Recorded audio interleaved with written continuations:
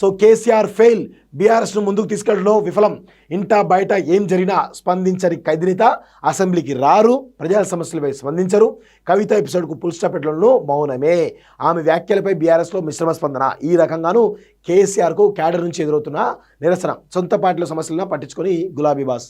ఇంకా ప్రజలు కొంతమంది బీఆర్ఎస్ పార్టీ కార్యకర్తలు కేసీఆర్ కేసీఆర్ కేసీఆర్ అంటూ పోతూ ఉన్నారు. సొంత కుటుంబంలో ఉన్నటువంటి వివాదాలని పరిష్కరించలేని చేతగాని కేసీఆర్ ఇక పార్టీలో ఉన్నటువంటి వివాదాలను కానీ ప్రజల సమస్యలను కానీ ఏ విధంగా పట్టించుకుంటాడో ఒక్కసారి మీరు అర్థం చేసుకోండి. నాయకుడు అంటే ఉండాలి.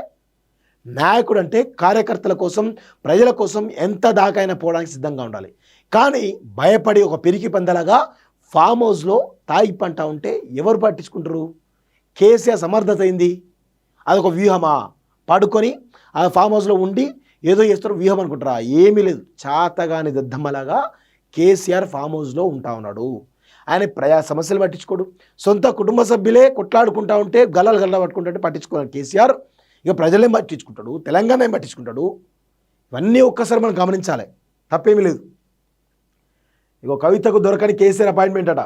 ఏం పీకుడు పని చేస్తుందని చెప్పేసి కవితకు అపాయింట్మెంట్ ఇస్తున్నాడు. ఇవ్వాలి కదా.